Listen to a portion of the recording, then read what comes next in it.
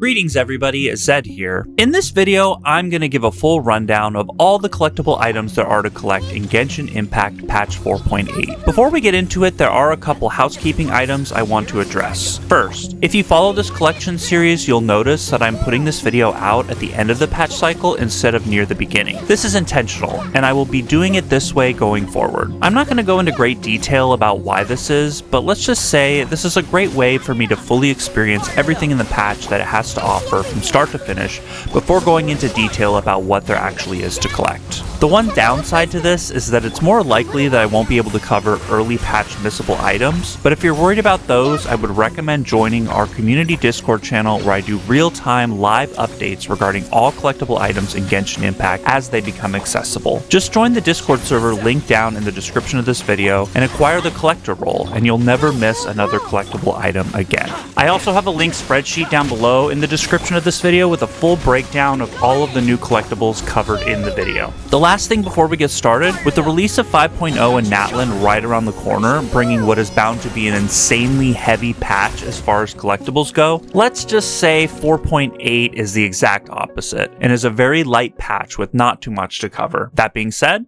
let's get into it.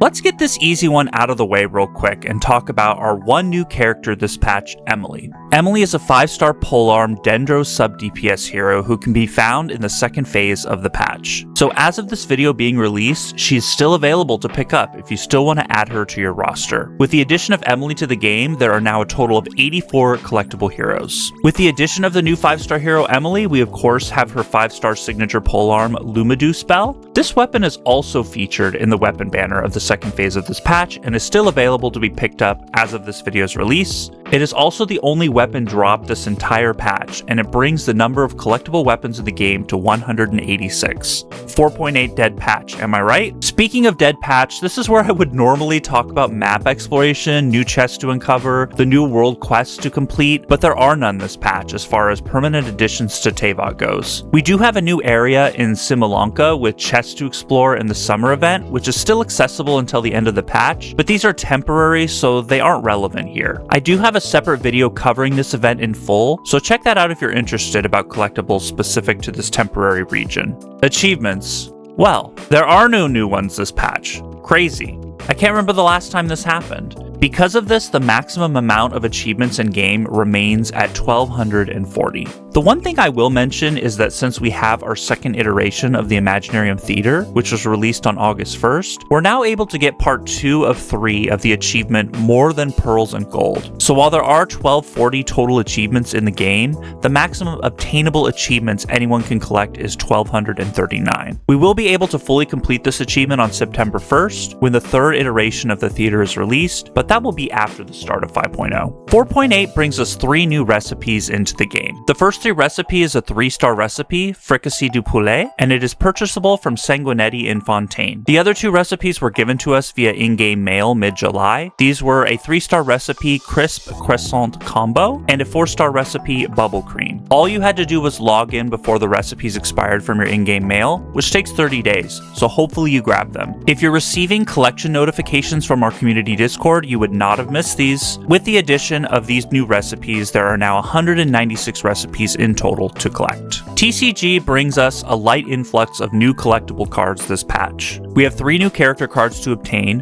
Chevreuse, Navia, and Frost Operative. Chevreuse and Navia can be obtained from the bulletin board using character invitations, while Frost Operative has to be obtained from Prince via a tavern card challenge. With the addition of these 3 characters into the fold of your collection, you will automatically obtain 2 copies of each of their talent cards. Don't forget you can get skins of these talent cards by reaching proficiency level 10 with each respective hero. And to round out your collection, this patch also brings us an additional 12 action cards. You have to buy these from Prince's shop with Lucky Coins. Every card mentioned here also has skins that can be purchased via Lucky Coins in Prince's shop, both character cards and action cards. Speaking of Lucky Coins, if you're trying to optimize building your card and skin collection, don't forget to do your Forge Realms temper challenges this patch before it ends for an additional 12,000 Lucky Coins, and also do your Senite Gauntlet challenges every week for an additional 6,000 coins. Lastly, Lastly, we also got a new Fanta card back that was obtained via in-game mail mid-July in commemoration of the Prince Cup tournament. Again, you had 30 days to collect this card back, so hopefully you nabbed it. 4.8 is light on name cards as we only have 2 new ones.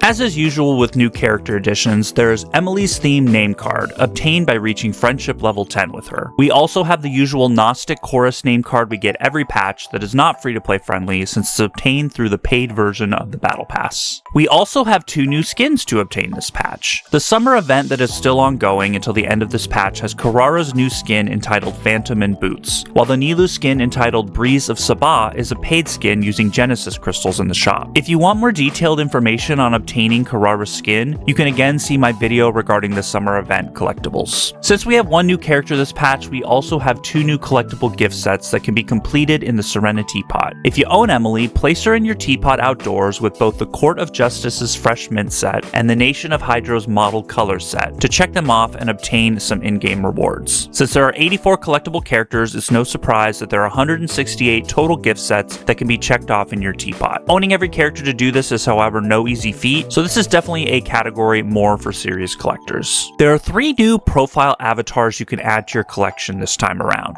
Emilie's avatar is obtained just from adding Emilie to your roster. The other 2 are obtained from the 2 additional skins added this patch, one for Karara and one for Nilou. Obtaining these skins also obtains these avatars. There are now 122 total avatars in the game, but the most any one account can obtain is 121, since no one can have both versions of the Traveler simultaneously. If you're curious about the breakdown, there are 2 avatars, one for each Traveler, 84 character avatars, 19 skin avatars, and 17 World Quest avatars. This is a new category added since Envision Echoes are new to the game this patch. We have 5 new Echoes added right out of the gate, but there are only 2 that are actually obtainable as of this patch. Each Echo costs 2 keys, and there have only been 4 obtainable keys up until this point, since we're given 2 free keys when the theater launched and received 1 key for reaching Act 6 in each iteration of the theater thus far. Remember, you can hold on to keys for later, but only up to a maximum of 4. So get spending. I'm also going to add Thespian Tricks, or more commonly known as character stances, to the pecking order this patch, even though these were technically added in 4.7. They added 4 new stances, bringing us to a grand total of 10. You can purchase these using toy medals obtained from completing the Imaginarium Theater, but there are only 3 obtainable per iteration of the theater. Since we've only had 2 iterations thus far, only 6 of the 10 stances are currently obtainable,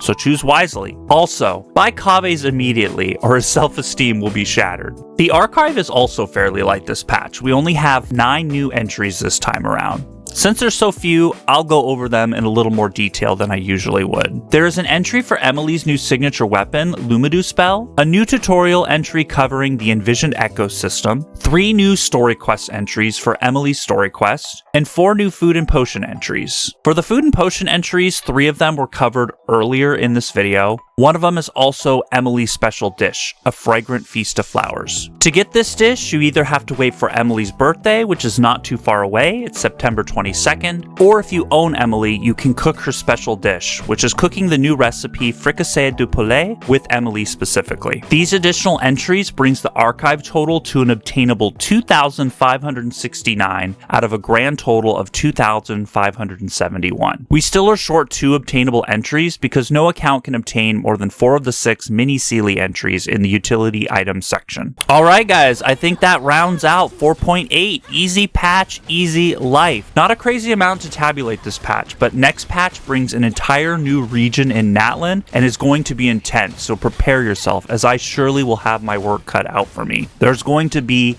a ton of new collectibles, I guarantee it. As always, don't forget to join our community Discord for live collection notifications, or if you just want to show off your collection, we'd love to have you. Also, if I discover any errors or new discoveries after this video goes live, I will of course make sure to notate them in the pinned comment below. See you all in Natlan and in 5.0. Happy hunting!